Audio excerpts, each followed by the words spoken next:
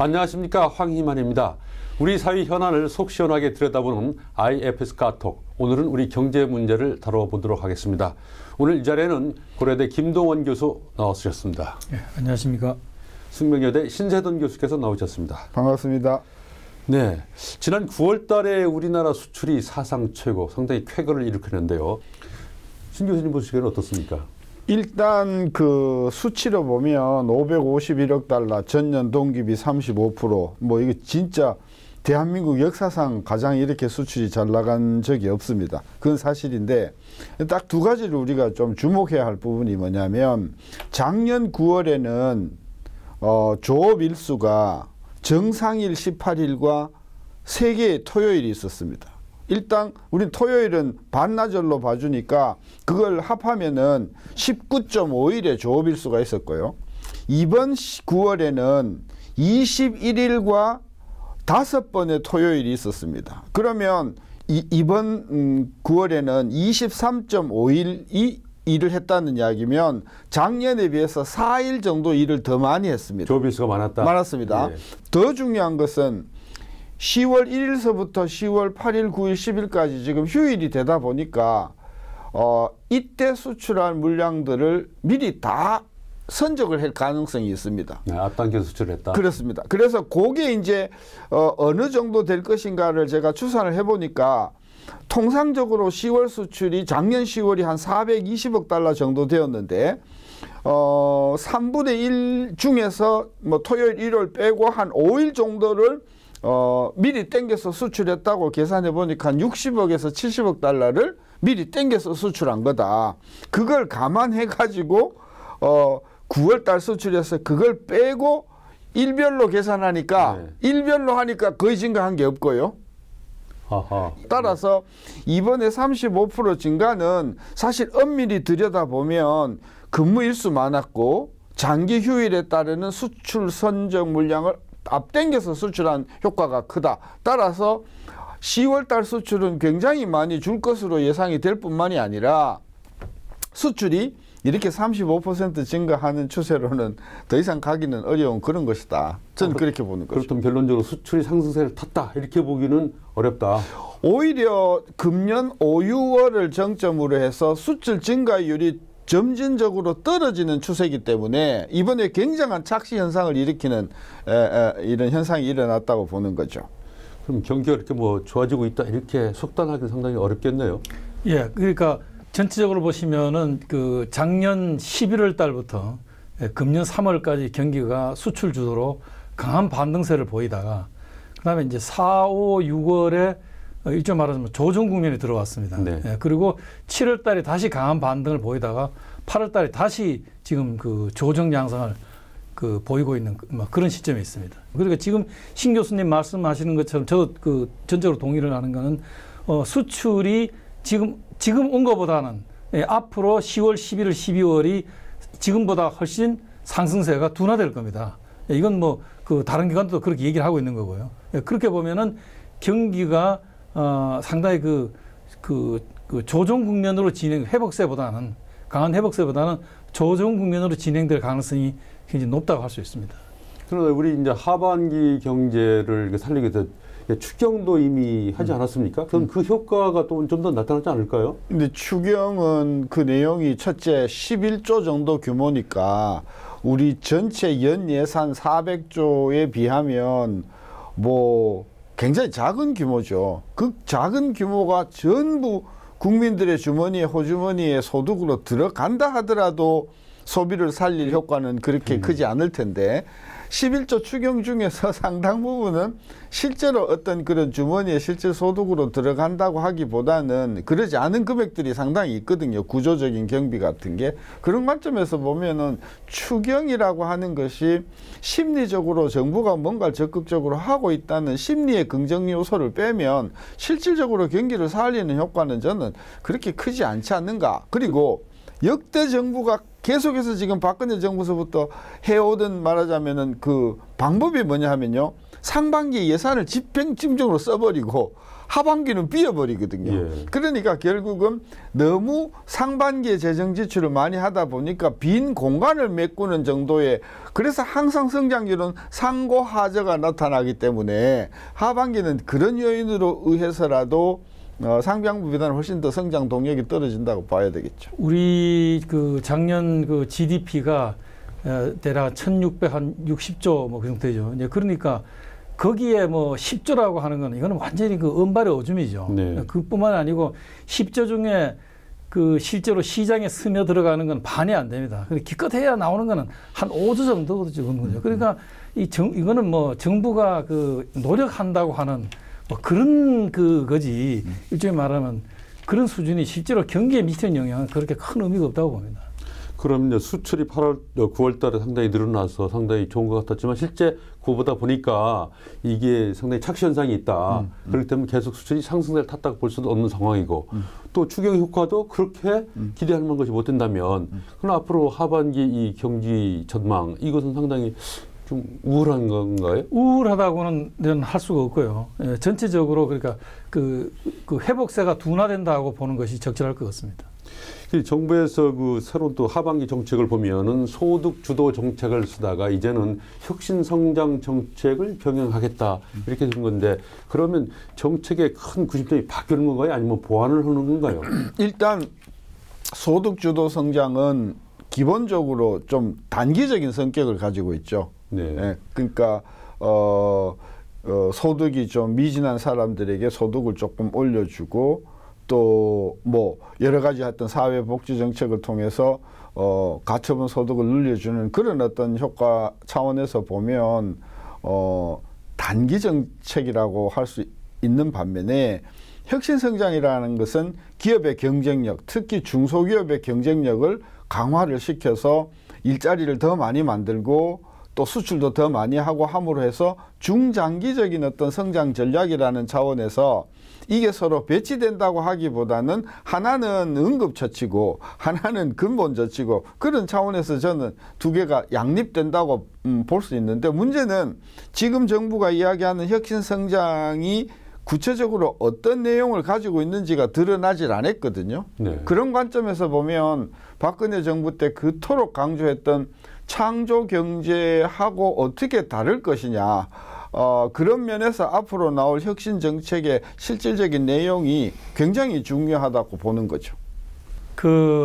기본적으로 지난 7월 달에 발표한 국정기획자문위원회에서 발표한 5개년 문재인 정부의 정책 기조를 보면은 핵심은 기본적으로 소득주도 성장을 통해 가지고 그리고 소득주도 성장은 결국 더불어 잘 사는 경제를 만드는 거고 더불어 잘 살게 하는 것의 핵심은 일자리를 만드는 겁니다.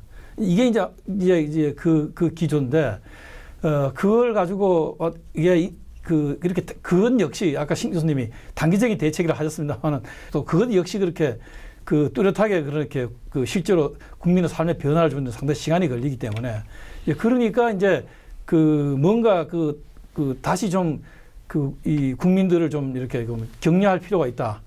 그런 면에서 저 밑에 있던 아까 혁신 경제라고 하는 콘셉트는 중소기업을 어떻게 활성화할 거냐 하는 개념으로 혁신이 붙어 있던 겁니다. 그걸 끌어다가 위에다가 붙인 겁니다, 지금. 예. 그러니까 갑자기 밑에 있던 놈을 위에 끌어붙이니까 정말 이게 소득 성장과 어떤 관계에 있지? 그 내용이 무엇이고 그것이 소득 성장하고 어떤 관계에 있고 예. 그리고 그것이 실제로 시장 내부에서 어떻게 작용할 건지 그거는 모르는 겁니다, 지금 전혀. 아까 우리 김동훈 교수님 말씀한 대로 지난 7월에 국정기획자문위원회가 문재인 정부 국정운영 계획을 발표했지 않습니까? 네. 그게 이제 크게 5대 목표가 있어요. 5대 목표 중에서 이제 제일 목표는 뭐 국민이 주인인 정부, 이제 두 번째가 더불어 잘 사는 경제인데 그 더불어 잘 사는 경제 안에 이제 전략이라고 하는 게 5개가 들어가 있어요. 그 5개가 뭐냐면 소득주도 경제, 또 일자리, 그다음 두 번째가 공정경제, 세 번째가 민생경제, 네 번째가 4차 산업혁명, 다섯째가 중소기업의 창업활동을 위한 혁신성장 이렇게 돼 있거든요. 이미 있던 정책이 있죠. 있는데 문제는 국정기획위원회가 그 7월 달에 그 많은 분들이 상당한 2달 정도 이상의 기간을 통해서 20대 전략이라고 발표를 했으면 그 안에 뭔가 이렇게 보이는 게 사실 들어가 있었어야 하죠. 들어가 있었어야 하는데 그동안 너무 이제 소득 강조하고 그다음에 뭐 최저임금 그다음에 뭐 비정규직 뭐 그다음에 공정제 이런 것만 강조하다 보니까 이 창업과 혁신 성장이 상당히 좀 소외가 된 기분이 있다. 이제 그런 차원에서 대통령이 국무회의에서 그것을 환기시켜준 그런 거는 있는데 아쉬운 것은 뭐냐면 그래도 문재인 정부의 20대 전략으로 나올 정도가 되면 상당한 정도의 어떤 세부 계획이 마련되어 있어야 하는데 그러지 않고 청사진을 개념을 정립하고 액션 플랜을 만들어라고 하는 게 대통령 입에서 나올 정도가 되면 사실은 국정기획자문위원회의 그 전략 수립이 상당히 조금 미진한 데가 있었다고 비판 안 할 수가 없는 거죠. 그러니까 뭐 이 하반기 우리 경제가 최소한 금년 경제가 어떻게 흘러갈 거냐 하는 거하고는 관계없는 이야기입니다. 구체적으로 이제 이 민간 일자리 부분 창출을 위해서 기업의 경쟁력을 높이고 생산성을 높이는 그런 차원으로 큰 그 정책 방향이 바꾸어 간다 이렇게 볼 수는 있는 거 아닌 건가요? 저는 아니라고 봅니다. 예. 저는 그게 그 소득주도 성장이 가지고 있는 그 내용하고 또 그것이 시장에 작용하는 바하고 중소기업의 생산성을 높인다는 걸 넘어서 경제 전체를 혁신으로 끌어간다고 했을 때 혁신과 소득주도 성장 간에는 시장 내부에서 상당한 우리가 말로는 레토릭으로는 근사한 말로 다 좋은 얘기를 할 수 있습니다. 그러나 시장은 그렇지 않거든요. 시장은 시장이 움직이는 원리가 있고 그것이 다 유인이 있는 겁니다. 그런 측면에서 보면은 소득주도가 가지고 있는 여러 가지 이야기하고 혁신이 가지고 있는 그런 내용하고는 상당한 상충의 여지가 있기 때문에 그것이 어떤 내용이 나올지 또 어떤 결과를 나올지는 결국 예단하기가 굉장히 어렵다고 봅니다. 또 한 가지 포인트는 이제 뭐 그게 혁신이 됐든 소득이 됐든 정부의 정책은 항상 예산을 통해서 집행이 되는데 이미 뭐 2018년도 예산은 거의 지금 뭐 틀이 거의 다 짜여져 있단 말입니다. 근데 지금 이제 혁신 성장의 뭐 블루프린트가 나온들 이것 가지고 지금 2018년도 예산에 삐집고 들어갈 여지는 좀 굉장히 좀 적죠. 그런 차원에서는 혁신 성장이 그렇게 중요한 화두였으면 이미 예산 책정이 되기 전에 금년도 7월 8월 달에 이미 이 부분이 굉장히 중요한 꼭지로 들어가 있어 줘야 예산이 뒷받침 해주는데 그런 부분도 미진하다는 비판을 우리가 할 수가 있는 거죠. 그렇다면 일반인들을 볼 때 이제 일자리 이제 실업률이 상당히 문제가 되지 않습니까? 그 공급 부분으로서 이제 한계가 왔으니 이쪽 민감으로 돌아가면은 일자리가 나오지 않겠느냐 이런 기대를 하는데 그건 상당히 기대가 이제 어렵다는 이런 얘기인가요? 그러니까 지금 그 한국 경제의 모습은 세 가지 얼굴로 지금 나타나고 있습니다. 하나는 아까 어쨌든 그 일별로 따지면 는 게 없다고 말씀하셨지만 어쨌든 하여튼 수출은 지금 사상 최고고 경기는 뭐 그만하고 지금 가장 이그러진 모습이 지금 일자리 문제입니다. 지금 8월 달에 늘어난 일자리가 전년 동기 대비해서 21만 명이 취업자가 증가했는데 이거는 2013년 2월 이후 최저치입니다. 또 내용을 들여다보면요. 21만 명 중에서 40세 이하는 10만 명이 줄었어요, 일자리가. 지금 금년 들어서 40세 이하 일자리는 계속 줄고 있습니다. 대신에 60세 이상에서 20만 명이 늘고 50세대에서 10만 명이 늘어난 겁니다. 그러니까 50대 10만 명, 60대 20만 명, 거기서 30만 명이 늘어나고 40대 이하에서 10만 명이 줄고 그래서 21만 명이 늘어났습니다. 그런데 문제는 40대가 가장 중요한 그 경제활동 인구의 중심 아닙니까? 그러니까 지금 아까 제가 말씀드린 게 40대 이하의 일자리가 금년 들어 계속 줄고 있다고 하는 얘기는 실은 한국 경제는 지금 현재 사실은 고용 구조 조정 이미 진행되고 있는 겁니다. 네, 그다음에 또 이제 우리가 주목을 하셔야 될 건 뭐냐면은 그동안 이제 취업자 증가를 끌어왔던 산업은 건설입니다. 5월 달의 경우는 이게 거의 16만 명이 늘어났거든요. 이것이 8월 달에는 지금 3만 명이 늘어났습니다. 취업자 증가가 전년 동기비. 지금 파리 부동산 대책을 발표한 이 영향으로 인해 가지고 예, 아마도 이제는 건설업이 일자리를 만들어낼 가능성이 거의 없습니다. 그러니까 우리 그 일자리를 만들어내는 게 뭐냐면 건설, 그다음에 도소매, 예, 음식 숙박이거든요. 지금 음식 숙박은 지금 뭐 계속 일자리 지금 줄고 있고요. 예, 그러니까 시장 쪽에서는 일자리가 늘어날 거라고 기대할 수 있는 데는 별로 없습니다. 지금 제조업이 수출 덕에 한 11개월 마이너스로 가다가 다시 이제 플러스로 돌아섰지만 아직 회복세가 그 미약하고 그 유일하게 지금 늘어나고 있는 거는 공공행정입니다. 예, 공공행정은 5월 달에 2만 5천 명 늘어나던 게 8월 달에 지금 7만 5천 명 그 늘어났습니다만은 이 공공행정을 가지고 취업자 증가를 끌고 갈 수는 없는 일이거든요. 예, 그런 점에서 예. 예, 그다음에 특히 이제 한 거는 뭐냐면은 이 청년 실업 같은 거는 뭐 통계를 만든 이후에 최악이고 체감 실업률로 따지더라도 거의 지금 저희는 그 이 99년 한창 그 IMF 외환위기가 시작될 때 이후에 최악입니다. 그렇죠. 더 우리가 주목하셔야 될 일은요. 지금 미국은 2001년 이래 최고의 고용 상태입니다. 영국 같은 나라는 71년 이후 최고입니다. 일본은 93년 이후, 예. 독일은 91년 이후 최고입니다. 예. 다시 말하면 선진국들은 지금 2008년 세계 금융 위기 이후에 거의 한 10년 동안에 이 구조 조정을 끝내고 새로운 지금 회복에 지금 문턱이 지금 들어서 있거든요. 반면에 우리는 지난 10년을 다 까먹고, 예, 지금 이제 구조조정에 지금 들어가고 있는 겁니다. 예. 그러면 그런 이 구조적인 그 관점에서 본다 그러면 과연 이 일자리 문제가 쉽게 해결되겠느냐. 더더군다나 현재의 소득 정책. 예. 지금 단적인 예를 보십시오. 지금 최근에 노동부가 소위 박근혜 정부가 만들었던 노동 3대 지침이라고 하는 시운해고하고 그 세 개를 지금 다 폐기를 했죠. 네. 예. 그러니까 노동시장의 신축성을 훨씬 더 없애버렸습니다. 노동시장의 신축성을 줄이면 일자리가 절대로 늘어날 수가 없습니다. 제가 보기에는 기본적으로 소득주도 성장 자체가 일자리를 늘리는 쪽보다는 의도는 일자리를 늘리는 거라고 하지만 시장에서는 오히려 일자리를 줄이는 쪽으로 작용을 하고 있습니다.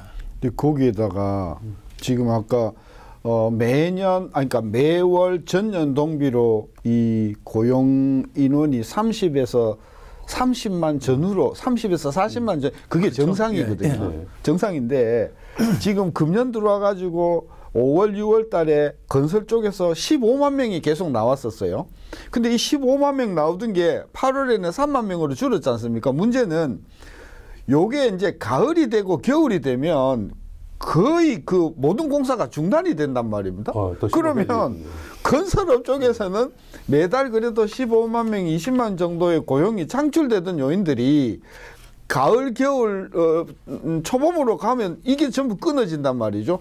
그러면 30만, 40만 정도의 고용이 창출되던 것이 20만이 아니라 이게 거의 뭐 10만 안쪽으로 떨어지는 가능성이 크다. 저는 그래서 연말 내지 내년 초겨울이 되면 진짜 이제 고용의 면목이 진짜 드러날 가능성이 있다. 이 부분에 대해서 조금 걱정이 많이 되는 거죠. 더군다나 우리가 주목을 해야 될 거는 지금 그 음식 숙박 쪽에서 이제 고용이 계속 줄고 있는데 주로 연세 드신 분들의 파트타임 잡으로 제일 많은 데가 여기서 나오는데 지금 음식업. 예, 이쪽이네. 예. 근데 그 시장이 지금 죽어가고 있거든요. 아니, 소득 주도면 주머니에 돈이 들어오면 일단 뭐 가장 사용하기 쉬운 데가 음식 뭐 사 먹고 이런 데일 텐데.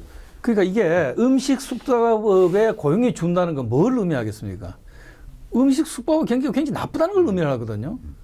예, 그럼 그건 왜 그렇습니까? 사람들이 이게 먹고 쓰는데조차도 돈을 지금 아낀다는 얘기예요. 앞으로 계속 소득이 늘 거라는 기대가 있어야 안심이 돼. 미래가 낙관적이래야 소비를 하지. 이게 어쩌다 돈이 생겼어. 그러면 안 쓰지요. 예, 지금 이 얘기는 무슨 얘기냐면은 소득주도 성장으로 틀에도 불구하고 실제의 우리 국민들은 지금 장기적으로 우리가 나아질 것이라에 대한 확신이 없다는 겁니다. 그것도 그렇고 실제로 정부의 소득주도 성장에 사실은 뭐냐 하면 복지 정책이거든요. 숙박 음식이 계속해서 무너진다는 것은 뭐냐 하면 한국의 중산층 30대 40대가 계속 무너진다는 것하고 같은 이야기다. 따라서 지금과 같은 어떤 그런 소득 주도 성장으로 5만 원, 10만 원을 더 드리고 애기들한테 뭐 그 보육 비용으로 지원을 몇만 원 더 드린다고 해서 이게 뭐 내수가 살고 음식 숙박이 살고 이렇게 믿는 것은 조금 무리한 부분이 있다고 보는 거죠. 예, 소득주도 성장보다는 실제 시장이 돌아가서 제대로 일자리도 창출되고 경제가 성장될 수 있는 이런 걸 가야 될 텐데 뭐 어쨌든 뭐 그쪽은 턴을 한다고 했으니까 이제 정책이 나오겠죠.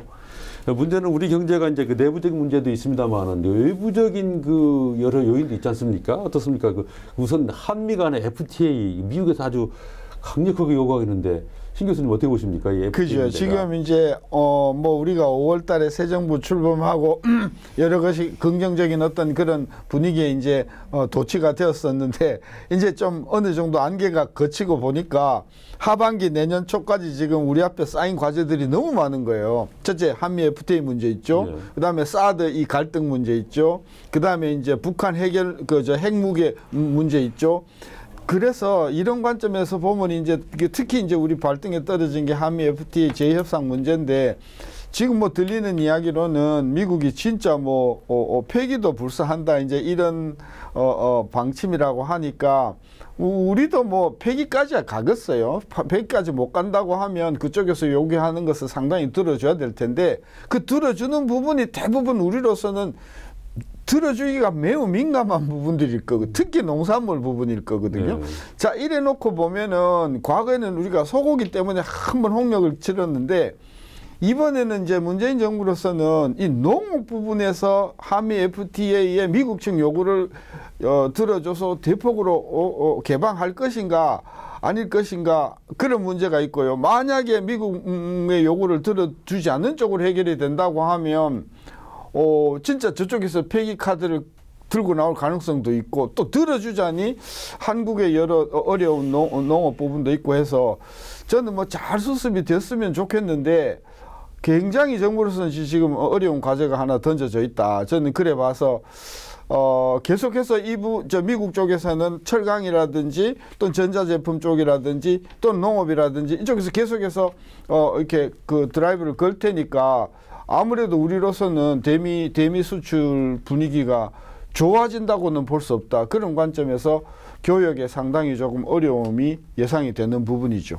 그 이제 FTA가 그 어쨌든 미국이 지금 이제 확실하게 이제 하여튼 그 뭔가 그 자국 이익을 더 취해야 되겠다는 거는 확실합니다. 그런데 주목하셔야 될 거는 이것이 뭐냐면은 이제 지난 그 거의 한 25년 가까이 세계 경제를 끌어왔던 그 메가 트렌드였던 소위 글로벌리즘이라고 하는 것이 또는 글로벌라이제이션이라고 하는 것이 이제는 이제 끝나간다는 거죠. 이제 글로벌리즘에서 이제는 자국 이주의로 또는 그 로컬리즘으로 넘어가는 걸 지금 보여줘요. 그거를 지금 미국이 선도하고 있고 그러면 이제 미국이 그렇게 하면 우리를 비롯해서 무역 상대국도 자기 이익을 챙기지 않을 수 없죠. 그러니까 우리가 글로벌리즘에 의존한 수출 주도 성장이라고 하는 것이 굉장히 앞으로 어려움을 맞을 가능성이 있다는 거고요. 크게 보면 저는 그 앞으로 이제 우리 경제가 이제 맞을 이제 팩터가 이 세 가지라고 생각합니다. 이제 첫째는 지금 현재 우리 경제를 끌고 있는 수출이 과연 이렇게 그 경제를 이제 끌어갈 수 있냐 하는 게 첫째 문제고, 두 번째가 그 부동산 경기 문제입니다. 이 파리 조치가 이제 이렇게 해서 이것이 지금 가지고 있는 그 양면성이 있는데 만약에 파리 조치가 성공하면 경기에는 심각한 악영향을 끼칠 겁니다. 악영향을 끼친다? 그럼요. 건설업의 위축으로 인해 가지고 그 건설업에 생긴 일자리도 안 생길 거고 건설뿐만이 아니라 집이 새로 들어가면 가전제품이라든가 인테리어라든가 뭐 이사 비롯해서 온갖 지출이 생기지 않습니까? 이게 다 없어지는 거거든요. 그러니까 내수 경기에 심각한 위축을 지금 미치는 겁니다. 지금 거의 지금 작년의 경우는 성장 기여율이 거의 GDP 성장의 45%를 차지해 왔는데 이 건설이 지금 파리 조치가 강력한 효과를 내서 부동산 시장이 얼어붙는다. 그러면 내수 경기는 그 반작용으로 심각한 위축을 경험할 가능성이 큽니다. 만약에 그것이 실패한다면은 경기는 좋겠지만은 이게 이제 또 다른 이제 그 부동산 거품 문제 생길 거고요. 그 다음에 그 세 번째 문제가 이 그 북한의 이 미사일 위협으로 인한 그 피곤증이죠. 예. 그래서 이 추석 선물로 이 그 무슨 그 전쟁 배낭인가 뭔가 하여튼 뭘 그 가져오는 걸 보고 제가 깜짝 그 놀랐습니다. 이게 얼마나 사람들 속에 그 깊이 들어와 있는지. 그래서 이게 이 심리가 시간이 갈수록 특히 그 내구 소비재 지출에 저는 상당히 그 악영향을 미칠 가능성이 굉장히, 우리는 뭐 굉장히 그 차분합니다만은, 예, 그럼에도 불구하고 이거 뭐 지금 뭐 미사일이 왔다 갔다 하는데 집을 사고 자동차를 사고 이거 예, 그런 면에서 이 세 가지 팩터가 과연 어떻게 이 영향을 미칠지, 예, 최소한도로 전체적으로 봤을 때 긍정적인 것보다는 또 낙관적이기보다는, 예, 뭐 영향이 얼마나 클는지 모르지만은 부정적이고 다소는 비관적인 영향으로 미칠 가능성이 저는 훨씬 크다고 봅니다. 김 교수님의 하나 첨언을 하면 이제 하반기에 분명히 미국이 금리를 올릴 것 같아요. 그리고 또 통화를 긴축으로 가져갈 것 같아요. 그러면 우리도 또 금리를 따라서 안 올릴 수가 없단 말입니다. 그러면 지금 FTA 문제 있지, 그다음에 중국 사드 문제 있지, 그다음에 북핵 문제 걸려 있지, 그다음에 금융시장의 긴축 문제 걸려 있지. 적어도 한국으로서는 금년만큼만 성과를 올리기도 매우 어려운 지금 분위기로 들어가고 있다. 네. 저는 그런 관점에서 내년도에 그 문재인 정부의 정책적인 역량이 진짜 이 판가름이 나는 굉장히 중요한 국면에 놓일 거라고 보는 거죠. 거기다가 이제 아까 신 교수님이 말씀하신 여러 가지 그런 그 미국의 금리 문제, 뭐 북핵 역량, 뭐 아까 그런 글로벌리즘의 그런 후퇴, 뭐 이런 걸로 본다 그러면 내년이 올해보다가 그 경제 환경이 훨씬 부정적인 요소가 강했으면 강했지, 예, 그 호전되라고는 보기가 굉장히 어려울 거고요. 이 흐름은 아마 겨울이 가면은 그 흐름이 더 굳어질 겁니다. 당면한 현안은 최대 문제는 일자리입니다. 그리고 그 문제는 갈수록 더 심각해질 거라고 저는 생각을 합니다. 더 하시는 말씀이 있으신가요? 우리 짚지 못한 문제가 있으면. 일단 소득주도 성장도 좋고, 네, 혁신 성장도 좋고 다 좋은데 경제를 일으키는 쪽은 기업이단 말이죠. 따라서 정부가 하루빨리 그 기업과 특히 또 노조를 잘 설득을 해서 기업과 노조가 서로 진짜 상생하는 그런 분위기를 정부가 좀 중재를 해줘야 되는데, 지금 집권하고 나서 지금까지의 분위기는 항상 노조 쪽에 그 손만 들어주는 분위기가 적어도 기업 쪽에는 있단 말이죠. 네. 그러니까 상당히 지금 기업이 첫째 굉장히 의기소침해 있고요. 둘째로는 이거 뭐 밖으로 나가야 되는 거 아니냐 이런 분위기가 굉장히 많기 때문에 기업하는 분위기 또는 기업인의 어떤 그런 의욕을 살려주는 쪽으로 정부가 무슨 카드를 내놓을 수 있는가, 이 부분을 좀 많이 생각을 해 주셔야 될 것 같아요. 문재인 정부가 들어와서 내건 것이 소위 경제 기본 패러다임을 바꿔야 된다. 이 수출도 성장을 끌어갈 수 없다고 하는데 우리 모두가 다 동의를 합니다. 예. 그러니까 이걸 하고 대신에 그 대안으로 이제 우리가 소득주도 성장을 가야 된다고 하는 그것이 과연 대안인가? 그러니까 이런 새로운 세상을 만들고 싶다. 정치적으로는 오케이. 그러나 과연 그것이 시장에서 제대로 작용하고 있는가? 이것에 대해서 정부는 지난 얼마간의 그런 집권의 경험을 통해서 냉정하게 저는 파악을 할 필요가 있다고 생각됩니다. 지금 일어나고 있는 많은 일들이 지금 신 교수님께서 지적하신 것처럼 많은 일들이 지금 시장과 지금 심각한 충돌을 일으키고 안에서 지금 내용을 지금 우리 경제에서 겪고 있는 거거든요. 왜 일자리가 이렇게 나쁘냐? 바로 지금 진통을 겪고 있는 겁니다. 예. 아까 부동산 문제가 이제 대표적인 그런 문제고, 그 다음에 노동시장의 그런 경직성 문제가 대표적인 그런 문제입니다.